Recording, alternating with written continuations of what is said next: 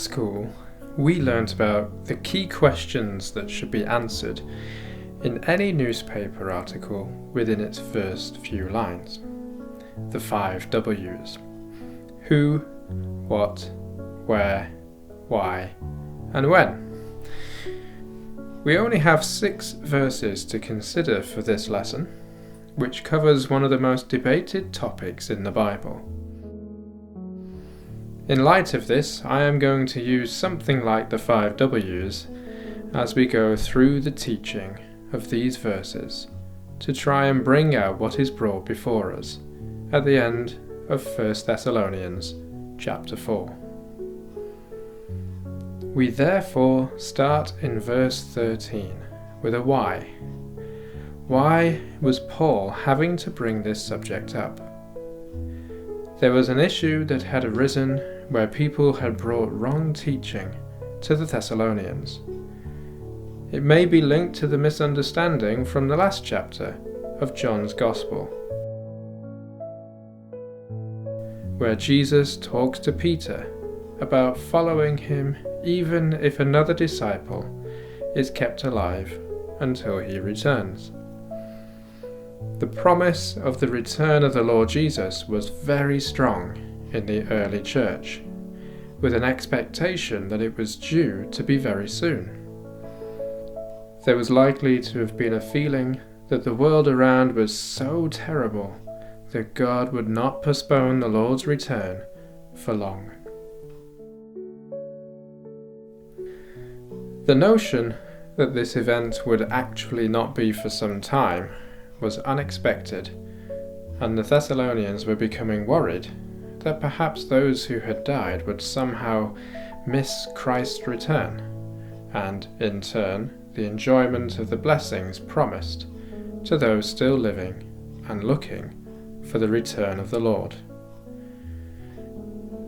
There were further concerns that come out in 2 Thessalonians, which would suggest that believers still alive were even thinking that somehow they had missed the event entirely. The apostle, therefore, did not want them to be worried or ignorant about how the rapture will occur and why they can have confidence that God will do that which he has promised to do. We can then look at the who of this passage. Verses 13 to 15 very clearly state who is to look for this event that Paul is writing about. Paul speaks of brothers and we who are alive. In these statements, we can be confident that he is writing about Christian believers. We are also given in all 3 verses the phrase, those who are fallen asleep. This simply refers to believers who have died. Verse 13 would not talk about grieving if it merely meant someone who was physically sleeping. Indeed, the original Greek word koimao is different from the sleep mentioned in the next chapter, which really is suggesting a normal sort of sleep. There is no suggestion anywhere that a Christian, by simply being asleep, would cause them to miss out on this blessing. We can be confident then that this refers to Christian believers who have died. Paul would not have avoided the issue that those who do not believe in the Lord Jesus die in their sins and are lost. The Thessalonians would have known this well, and therefore their concerns would not have been a general issue for anyone who had happened to die at that time. Finally, for this who aspect, we have the statement in verse 15 that we who are alive will not precede those who have fallen asleep. This then concludes the who, and clearly shows that what Paul is bringing out is that the rapture is for all believers, whether they are alive or have died. There is no special part for either party. It is just that those who have died will be first out of the blocks. I will now jump ahead a little to verses 16 and 17, as this really gives us the what. The what is actually the key part of the teaching of these verses. We are introduced here to an event that can cause some controversy. This passage brings out the idea of the rapture, which is what Paul wants his readers to grasp hold of. Not just because it is good to know the plans of God, but because this is what Paul was also looking forward to. The term rapture is not found in the Bible, but the meaning of it is a good summary of these verses. It means caught up or snatched up. There are different opinions about the rapture and when it occurs, or if it occurs in the way mentioned here. For more information about the rapture, it is worth having a look at the Emmaus course, Study to Show Yourself Approved, which provides other aspects of end times and how these all fit together. All believers who follow their Bibles will accept that the Lord Jesus will return, but there are two features of this section that point to it being different from his return or appearing that is more commonly spoken of in many other parts of the Bible.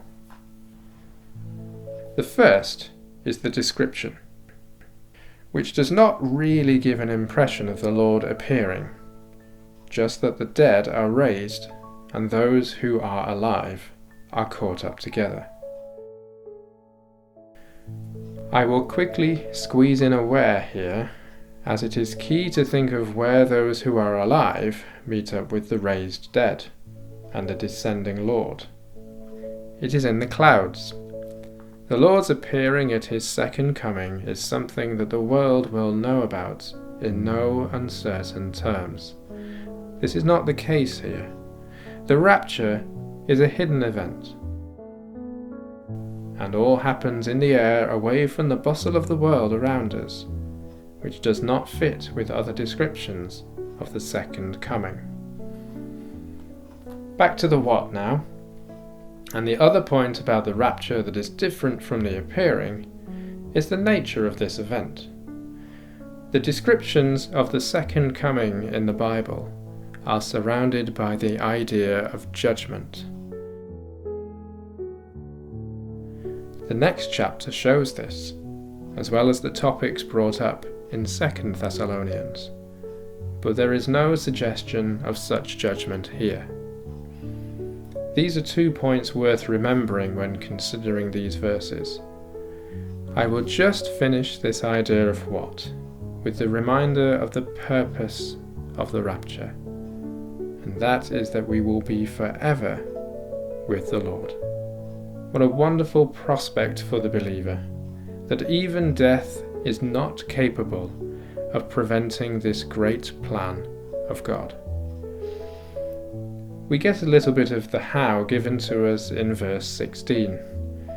This is all carried out in response to the Lord himself descending to meet us in the air, and with 3 distinct calls.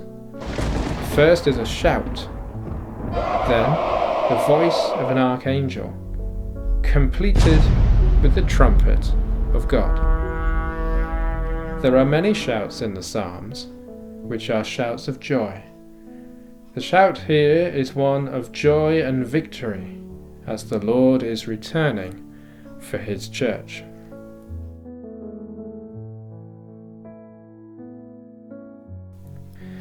The voice of an archangel is not overly clear, but we know that Gabriel was an archangel, and as such came with the message and authority of God. So we are given the authority of this event that it has come from God. Finally, we have the trumpet of God. Trumpets were used by the Israelites as they travelled through the wilderness. It was a signal for the people to act. So, the trumpet of God here is the signal for all believers to act in meeting the Lord in the air. In all of this, there is a real echo of the thoughts of the Lord in John chapter 10, verse 27, where he says, "My sheep hear my voice, I know them, and they follow me." In terms of when, we are not given anything explicit here or anywhere else in the Bible. We are only called to watch for these things, but more of that is brought out in the next chapter.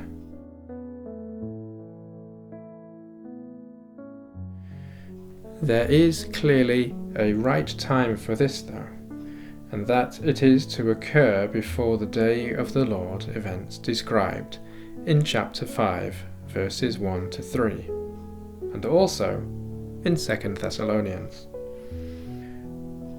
The last W is a bit of a stretch, but we will consider from whom briefly, in terms of why we can be sure of it. Who has said this will actually occur, and why can we trust him? That answer is given in verse 15, and it is an important point. This is not some idea or concoction of the Apostle Paul. This is presented to the Thessalonians through a special word of the Lord.